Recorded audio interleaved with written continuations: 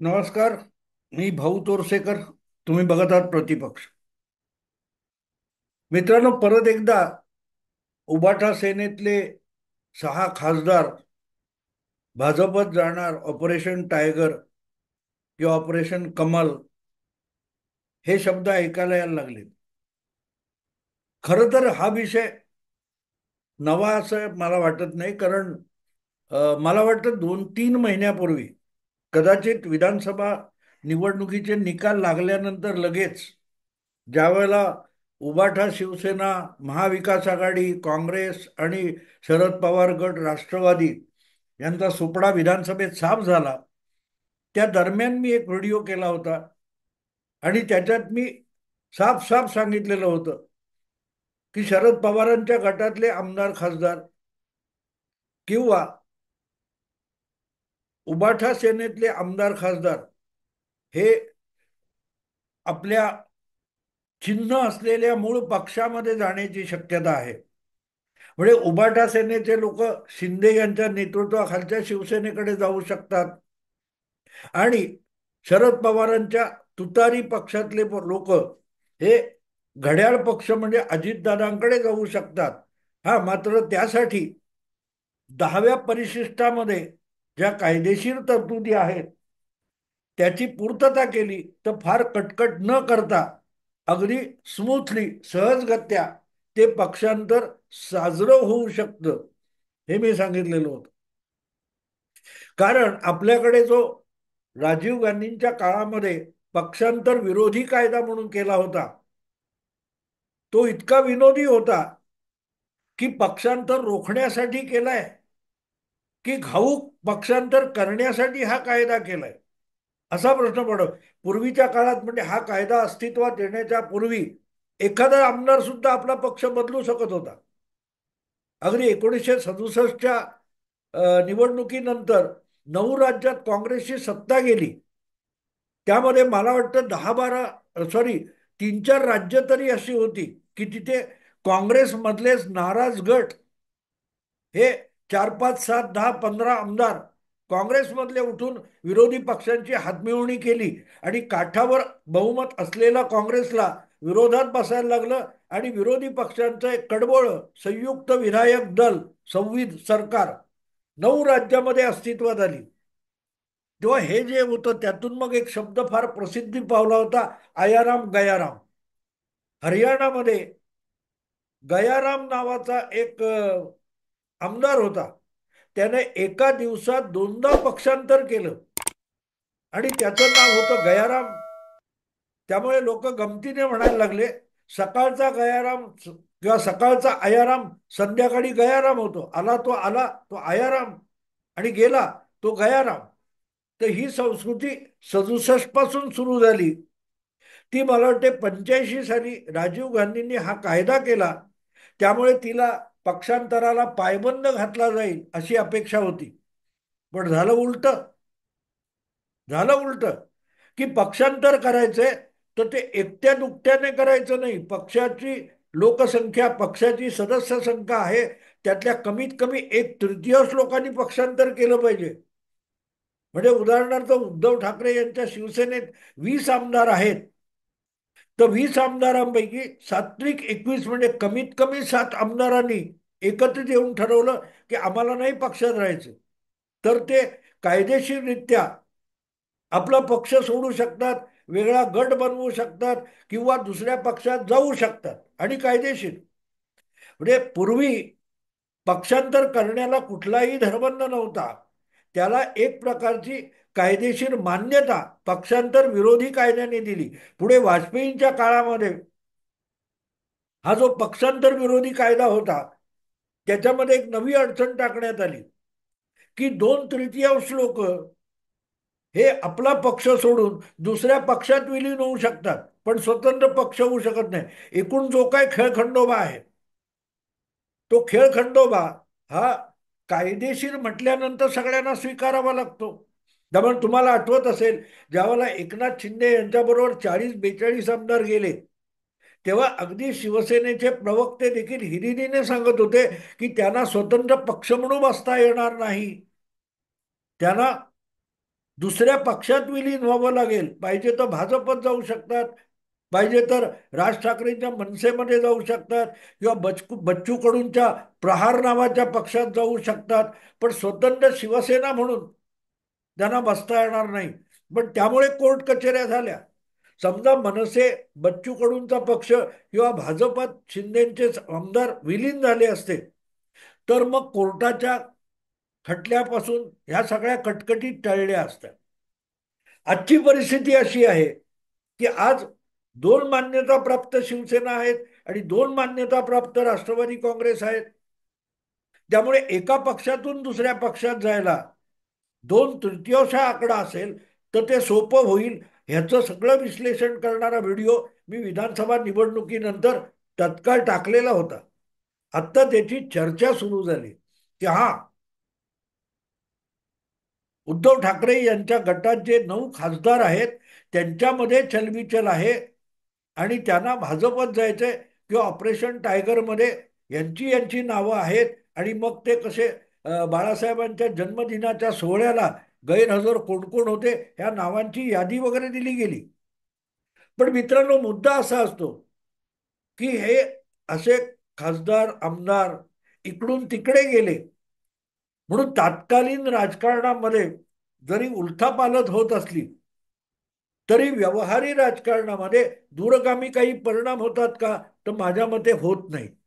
आणि पक्षातून माणसं फुटून जातात किंवा नवे पक्षात माणसं येतात, त्याला सर्वस्वी नेते जबाबदार असतात. एका पक्षाचा कुठलाही नेता असो, मग तो विधानसभेतला नेता असो किंवा पक्षाच्या संघटनेतला नेता असो, त्याला सर्वसमावेशक असावं लागतं. अधिकाधिक लोकांना आपल्या सोबत घेऊन जाण्याची, त्यांचे रुसवे फुगवे टाळून त्यांना आपल्या सोबत ठेवण्याची कला अवगत असेल तो नेता असतो. एका पदावर तुम्हाला आता त्या काल उभाटा शिवसेनेतल्या राजूल पटेल नावाच्या महिला नेत्या आहेत, खूप लढवय्या, रणरागिणी वगैरे, त्यांची वर्णन मी ऐकली. पण अशी नेता जी पक्षासाठी दीर्घकाळ काम केलेली आहे, ती आज पक्ष सोडून जात असेल, तर अशी माणसं उद्धव ठाकरे यांनी थांबवली पाहिजे. कारण अशी माणसं पक्ष वाढवत असतात. उद्धव ठाकरे मातोश्रीच्या बाहेर पडत नाही आणि कुठल्याही मोठ्या पक्षाचा नेता हा गल्ली बोळात जाऊन आपल्या पक्षाचा विस्तार कधी करत नाही. त्याचे विश्वासू जे दुसऱ्या तिसऱ्या फळीतले शिलेदार असतात हेच प्रत्यक्षात लोकांमध्ये जाऊन आपल्या पक्षाची लोकप्रियता आणि आपल्या पक्षाच्या मतदारामध्ये वृद्धी घडवून आणत असतात. पण त्याच्याऐवजी जर पक्षाचा सर्वोच्च नेता जायचं त्यांनी जा, मी थांबवणार नाही असं म्हणत असतो, तेव्हा त्याच्या मागे उभे राहिलेले, दीर्घकाळ उभे राहिलेले जे शिलेदार असतात ते डळमळीत व्हायला लागतात. आपल्या नेत्याला, आपल्या सर्वोच्च नेत्यालाच जर आपला पक्ष वाढवायचा किंवा टिकवायचा नसेल तर आपलं भवितव्य काय? कारण या नेत्याच्या हाती आपल्या पक्षाचं भवितव्यच स्थिर दिसत नाही, उज्ज्वल दिसत नाही, तर या पक्षात राहून आपलं भवितव्य काय असेल? एक साधी गोष्ट असते, कुठल्याही पक्षामध्ये जे कार्यकर्ते असतात, नेते असतात, शिलेदार असतात, त्यांची एक भूमिका असते. ते आपल्या महत्वाकांक्षा घेऊन त्या पक्षामध्ये, त्या संघटनेमध्ये आलेले असतात.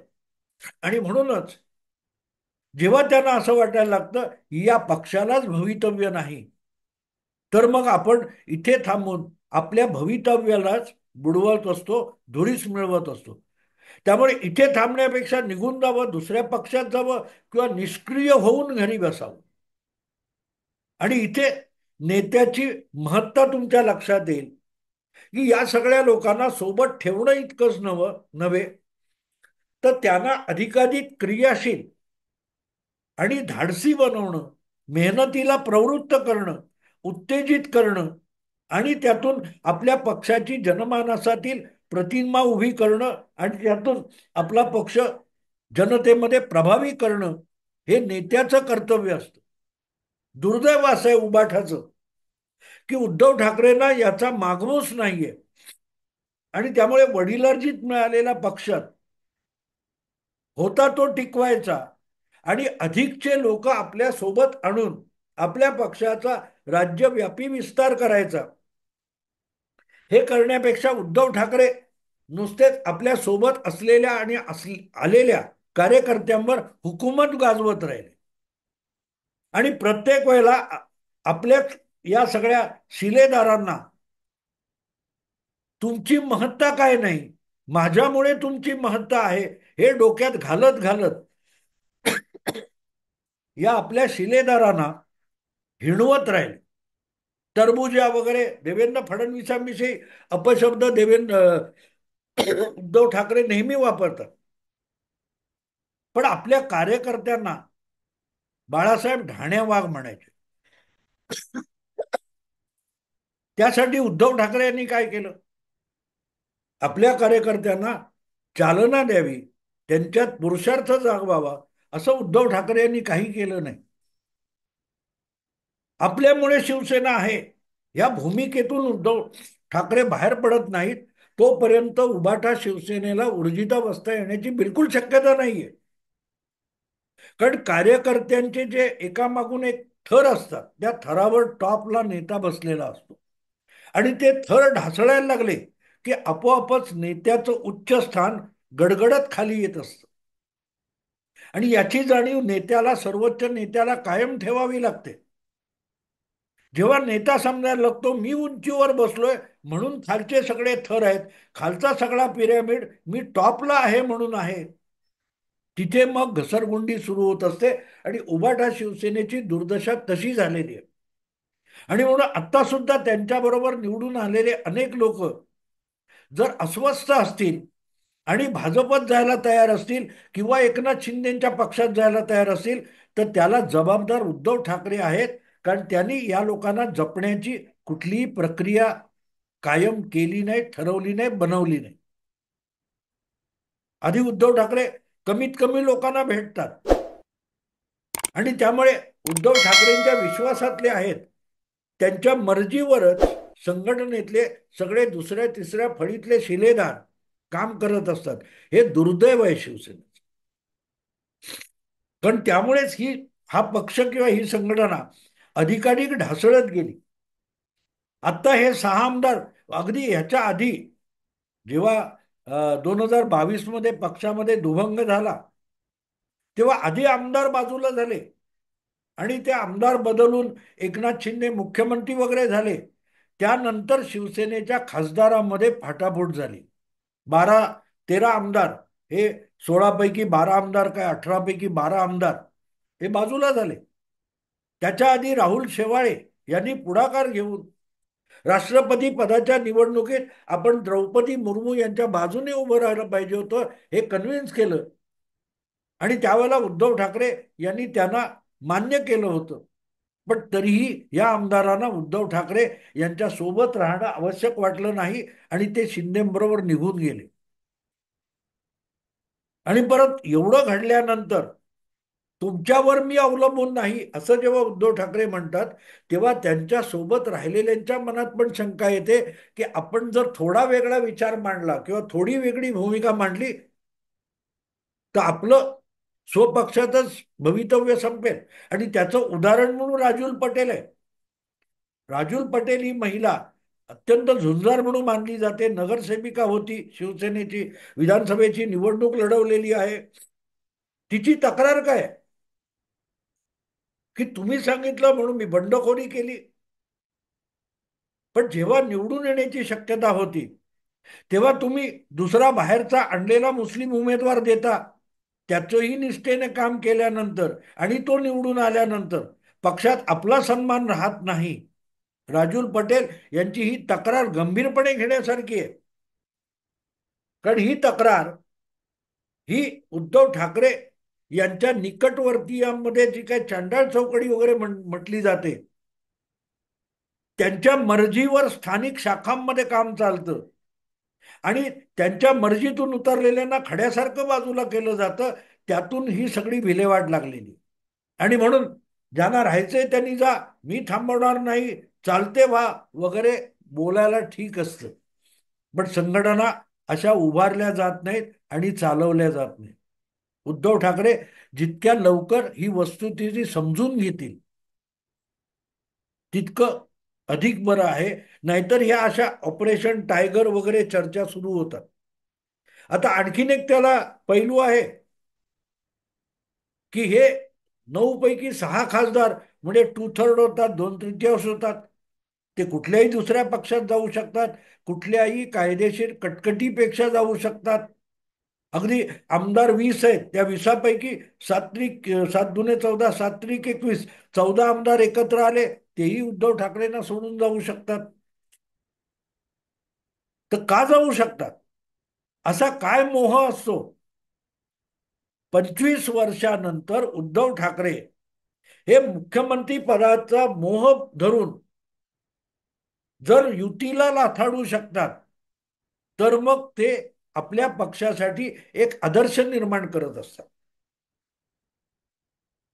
25 वर्ष युतीमध्ये शिवसेना सडली असं म्हणत उद्धव ठाकरे जेव्हा मुख्यमंत्री पदासाठी जनमतासकट युती पायदळी तुडवतात, तर एकनाथ शिंदे यांना दोष देता येईल का? ते सुद्धा मुख्यमंत्री पदाच्या मोहात सापडलेले असतील. जी कृती उद्धव ठाकरे यांनी केली तर तो न्याय असतो. तर मग सतत विधानसभेमध्ये विरोधी नेता म्हणून पुढे असलेले किंवा गटनेता म्हणून पुढे असलेले एकनाथ शिंदे मुख्यमंत्री पदाची वेळ आल्यावर बाजूला सारले गेले, तर त्यांनी सुद्धा भाजप सोबत जाऊन मुख्यमंत्री पद मिळवणं हा न्यायच असतो. त्याला गद्दारी कसं म्हणता येईल? आणि जेव्हा असे आदर्श खुद्द उद्धव ठाकरे किंवा पक्षप्रमुख निर्माण करतात, तेव्हा आपोआपच एक एक आमदार एक एक नगरसेवक त्याप्रमाणे विचार करायला लागतात. आणि काल परवा निवडून आलेले खासदार सुद्धा लोकसभेचे तसाच विचार करत असतील, तर त्याला गैरलागू कसं म्हणायचं? पक्षाच्या नेत्याकडून जे आचरण केलं जातं त्याचं अनुकरण खाली केलं जातं. आणि म्हणून आता एक नवा पैलू त्यात आलाय की मग हे 6 खासदार फुटणार, ते एकनाथ शिंदे यांच्या पक्षात गेले पाहिजे, त्याऐवजी ते भाजपत जात असतील, ते एकनाथ शिंदे नाराज आहेत. मुद्दा असा आहे की जर यांना बाहेरच पडायचं असेल, तर त्या खासदारांवर पक्ष निवडण्याचा बंधन नसतं. त्यांना बाहेर काढण्याचा प्रयत्न एकनाथ शिंदेनी करावा. पण मुद्दा असा आहे की हे सगळे बाहेर पडले पाहिजेत का? भाजपला त्याची गरज आहे का? मग लगेच 240 वर अडकलेल्या भाजपला आपल्या लोकसभेमध्ये 272चा आकडा पार करायचा आहे असा युक्तिवाद केला जातो, असं भाजपची कुठलीही अडचण नाहीये. ज्या प्रकारे बहुमताच्या खाली आकडा असूनही मोदी सरकार चालवत आहेत ते बघितलं, तर बहुमत आपल्याकडे नाहीये याची काडी मात्र फिकीर मोदींना नाहीये, हे जग बघू शकतं. आणि 10 वर्ष मनमोहन सिंग यांना कठपुतळी बनवून सोनिया गांधी देशाचं सरकार चालवत होत्या, तेव्हा सुद्धा त्यांना बहुमत नव्हतं. 146 किंवा 206 इतक्या खासदारांवर सोनिया गांधींनी बाहुलं सरकार चालवलं. तर मोदींना 240 खासदारावर भरभक्कम सरकार चालवता येणार नाही हे सांगितलं कोणी? काहीतरी तर्कशास्त्र वापरा. कारण नाहीतर मध्यावधी निवडणुका येतील याची भीती विरोधकांना जेवढी असते, अंतर्गत विरोधकांना जेवढी असते, तेवढी ती सरकारी पक्षाची पंतप्रधानाची ताकद बनत असते. आणि म्हणून मुद्दा असा आहे की भाजपला ह्या 7 खासदारांची 8 खासदारांची उभाठाच्या गरज आहे असं बिलकुल नाही.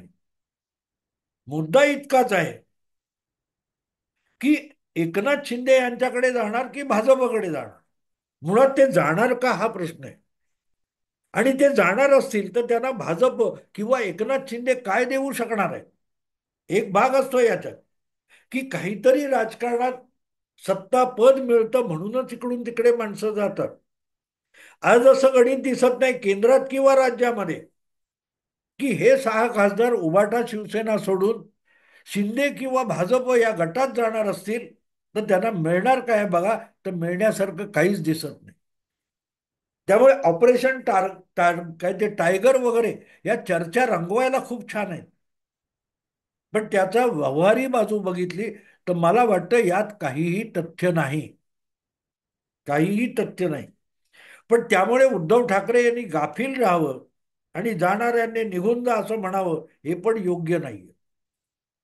भले पक्षातून या खासदार बाहेर पडणार नसतील, पण जाणाऱ्यांनी निघून जा, मला तुमची पर्वा नाही, असं जेव्हा उद्धव ठाकरे म्हणतात तेव्हा मला असं वाटतं की ज्यांच्या मनामध्ये काही आशंका कुशंका असतील त्यांना उद्धव ठाकरे दुखावत असतात.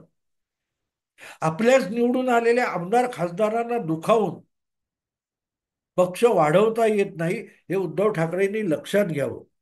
कारण जेव्हा आशंका असतात तेव्हा पहिली संधी मिळाली की अशी लोक लगेच कुंपणावरून टपाटप उड्या मारायला लागतात.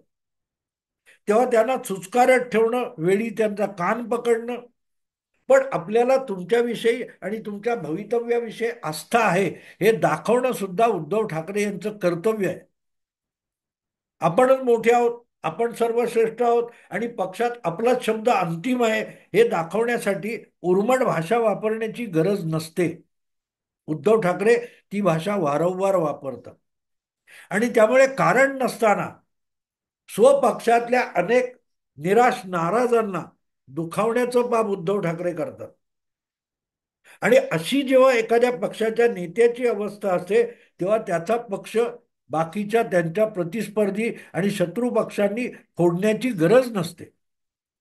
तुम्हीच ज्यांना लाथाडून ढकलून देणार आहात त्यांना आपल्या वळचणीला घेणं एवढंच तर समोरच्या पक्षाला करायचं असतं. पण मुळात आपल्या सवंगड्यांना, आपल्या विश्वासू शिलेदारांना पळवून लावण्याची चूक आपण करतोय याचं भान त्या त्या पक्षाच्या नेत्याला असलं पाहिजे. दुर्दैवाने मला असं वाटतं की उद्धव ठाकरे आणि त्यांच्या जवळच्या निकटवर्तीय नेते मंडळी गोतावळा जो आहे त्यांना याची पर्वा नाहीये. संकटांना रसातळाला गेली तरी चालेल, पण आपली तुंबडी भरली पाहिजे असे सवंगडी जेव्हा उद्धव ठाकरे यांचे निकटवर्ती आहेत तेव्हा त्यांचा पक्ष फोडण्याची सुद्धा गरज नाही. आपण आपलं काय म्हणतात ते वाडगा घेऊन उभं राहायचं, त्याच्यात आपोआप उद्धव ठाकरेंच्या गटातले लोक येऊन पडणार आहेत. हे शिंदेनाही माहिती आहे, भाजपलाही माहिती आहे. तेव्हा त्यासाठी विशेष प्रयत्नांची गरज आहे असं मला वाटत नाही. बाकी चॅनेलवर आणि चर्चा करायला ठीक आहे, टायगर किंवा कमल ऑपरेशन वगैरे वगैरे. असो, मी इथे थांबतो. आवडलं लाईक करा, शेअर करा आणि प्रतिपक्षाला सबस्क्राईब करा. नमस्कार.